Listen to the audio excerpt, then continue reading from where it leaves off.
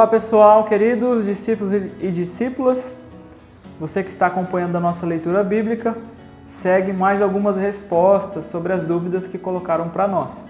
Então quero começar com a primeira pergunta, que diz o seguinte: quanto tempo Jesus passou com os discípulos até a sua morte?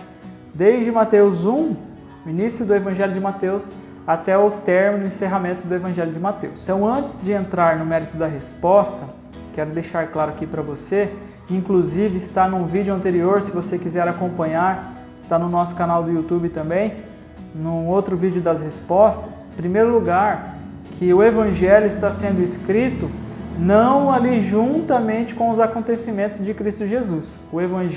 Os Evangelhos, tanto Mateus, Marcos, Lucas e João, eles são escritos pós o período de Jesus ter subido aos céus. Então Jesus vem, vive o seu ministério, é morto, ressuscitado, sobe aos céus e depois de alguns anos é que os evangelistas então escrevem os relatos daquilo que eles vivenciaram, daquilo que Deus quis deixar revelado através da vida deles. No caso do Evangelho de Mateus, por volta de 50 depois de Cristo, 60, 64 a 70, por isso que eu disse para você que no outro vídeo a gente está falando um pouquinho melhor sobre isso. Não podemos afirmar assim com exatidão um período, foi data X ou Y. Segundo os estudiosos, é por volta desses períodos aí. Cada um segue uma linha de raciocínio. Então, pelo ano de 60, 64 a 70 depois de Cristo. E aí, então, a pergunta é, quanto tempo Jesus passou com os discípulos? Foram 3 anos. Jesus inicia o seu ministério com 30 anos. É com 30 anos que ele é batizado por João. Inclusive, você pode ler Evangelho de Lucas, capítulo 3, versículo 23, que ali o evangelista está dizendo sobre a idade de Jesus. Então ele começa com 30 anos e encerra o seu ministério com 33 anos. São 3 anos de caminhada com os discípulos e os evangelhos então trazem aquilo que eles experimentaram, aquilo que eles vivenciaram com Jesus. E ainda o Evangelho de João traz que essas coisas foram relatadas para que o nome de Jesus fosse conhecido, porém ele fez muitas outras. Então Jesus foi grandioso, ele fez muitas outras coisas, mas estas verdades foram registrados para que nós cremos e conhecemos a respeito do Filho de Deus. Segunda pergunta para nós, Atos capítulo 8, versículos 16 e 17. Vou ler aqui toda a pergunta para vocês. Em Samaria, eles haviam sido batizados, porém não havia descido sobre nenhum o Espírito Santo. Dúvida: qual ocasião somos batizados pelo Espírito Santo? Está claro neste texto que eles já haviam sido batizados, porém com a imposição das mãos de Pedro é que receberam o Espírito Santo. Muitas igrejas pegam estes versículos e defendem que se formos somente batizados e não temos o Espírito e que é necessário o batismo também com o Espírito Santo. Qual a interpretação deste texto? Então aqui uma pergunta interessantíssima e difícil de resposta aqui, meu querido e minha querida. Porém, nós temos que entender algumas situações aqui. É impossível aquele e aquela que recebeu a Jesus no seu coração não ter o Espírito Santo.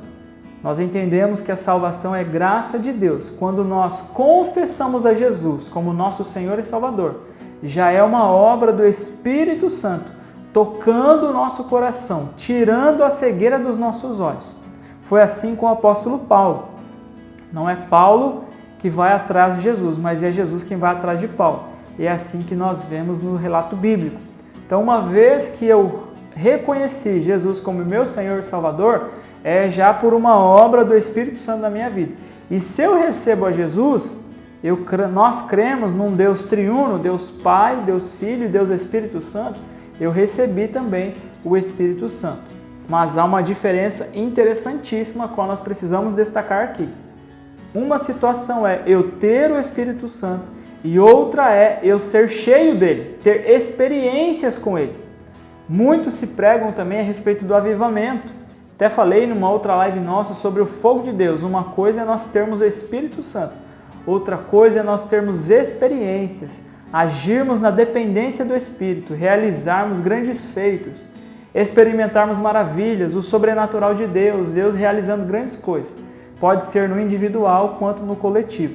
Então, a resposta para a interpretação desses versículos aqui é que não é que eles não tinham o Espírito Santo. Então, essa ideia de que eu sou batizado e depois eu preciso receber o Espírito Santo, ela não é bíblica. Então, nós precisamos entender a Bíblia como um todo, ok? Vamos pensar até aqui. Então, essa ideia não existe. Eu tenho que ser batizado e depois receber o Espírito Santo, como algumas igrejas pregam. Na verdade, quando nós recebemos Jesus no nosso coração, nós somos selados pelo Espírito Santo de Deus. Porém, aqui, talvez a forma desses cristãos evidenciarem a ação do Espírito Santo, porém essa forma, essa evidência nós não sabemos afirmar, quem sabe possa ser, já que em outros relatos, em Atos dos Apóstolos, nós vemos que ao receberem o Espírito Santo, eles oravam em línguas estranhas, em línguas de fogo, possa ser o dom de línguas, que não é o batismo com o Espírito Santo, mas sim o dom de línguas. Ou não, o texto não relata qual evidência seria essa. Porém, eu entendo estes versículos como algo assim que evidenciasse a ação sobrenatural do Espírito Santo na vida deles, que até então eles não tinham experimentado essa evidência, que possa ser um dom ou não, o texto não nos deixa claro a isso, tá bom? Então eu termino dizendo o seguinte sobre essa resposta: todos que receberam Jesus foram selados pelo Espírito Santo de Deus, porém, tem um detalhe, que nós precisamos ser cheios do Espírito Santo, termos experiências com Ele. Vamos para a terceira pergunta. Coríntios, capítulo 5. Fiquei feliz com essa pergunta porque já está falando de Coríntios, e essa pessoa mandou ontem essa pergunta. Nós estaríamos lendo Coríntios hoje, no dia que eu estou gravando esse vídeo, que é no sábado. Então, glória a Deus, você que está acompanhando a nossa leitura. Coríntios, capítulo 5, versículo 5. Na linguagem de hoje, está dizendo assim: o que Paulo quer dizer? Seu corpo vai ser destruído, mas seu espírito salvo no dia do Senhor. Então, aqui é um outro texto de interpretação difícil. Então, nem sempre, queridos irmãos e irmãs, a Bíblia ela é muito clara em alguns textos. Por isso que a gente precisa fazer uma analogia e interpretá-la por ela mesma, sem colocar as nossas ideias e sem pegar textos isolados. Então, esse texto está dizendo o seguinte: Paulo está condenando, se você ler 1 Coríntios capítulo 5, versículos de 1 a 4, Paulo está condenando uma impureza horrível na igreja de Corinto, que nem mesmo, segundo o apóstolo está dizendo lá, acontece com os gentios. Alguém que possua a mulher de seu próprio pai. Então, alguém que estava possuindo a mulher de seu próprio pai dentro da igreja, meu Deus do céu, misericórdia, que pecado, não é verdade? Quanta impureza, quanta imoralidade. É isso que Paulo está condenando. E antes de encerrar aqui, irmãos e irmãs, essas respostas, se você caminhou comigo até esse vídeo, deixa o seu like aí, comente, por favor compartilhe. Se você ainda não é inscrito no nosso canal, se inscreva. E se você tem os seus familiares, pessoas que conhecem a palavra, gostam de ouvir da palavra ou não também, compartilhe, peçam para se inscrever no nosso canal, manda lá o link, facilita para eles se inscrever. A gente quer continuar gravando, fortalecendo as mídias, e isso é muito importante, o seu engajamento. Então nos ajude nesse propósito em nome de Jesus. Dentro disso também, se você sentir no coração de fazer uma oferta, nós precisamos de investimentos na área da mídia, novo computador, novas câmeras, enfim, tudo para melhorar. Se você sentir no coração, mas diante de Deus, não pela minha fala, faça a sua oferta também com amor e alegria ao Senhor. E nós louvamos ao Senhor porque Ele tem cuidado de nós até aqui. Glória a Deus por isso. Então, queridos, a ideia aqui que Paulo está combatendo é essa impureza, essa imoralidade. Então, versículo 5, o que eu entendo acerca desse versículo? Que por conta dos versículos anteriores, Paulo está dizendo o seguinte, ainda no versículo 6, dando continuidade: um pouco de fermento leveda toda a massa. Então, em outras palavras, a minha interpretação, o que eu entendo, pesquisando comentários bíblicos e a minha leitura da palavra do Senhor, é que Paulo estava querendo dizer aos coríntios: ó, excluem esse cara daí do meio de vocês. Entreguem ao corpo dele para ser destruído, para quem sabe o espírito seja salvo, que ele se arrependa, porque diante de tal imoralidade, ou seja, Paulo estava querendo dizer assim: afaste esse cara daí, porque um pouco de fermento leveda toda a massa. Se vocês deixarem ele aí, ele vai contaminar com essa ideia, com essa imoralidade, mais outras pessoas, porque a nossa natureza é terrível.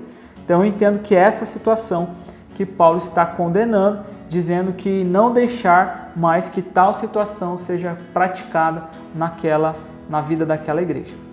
Muito obrigado pelas suas perguntas, continue conosco, estamos quase encerrando aí o nosso planejamento de leitura, tem sido uma bênção, Deus tem falado conosco e com certeza continuará falando.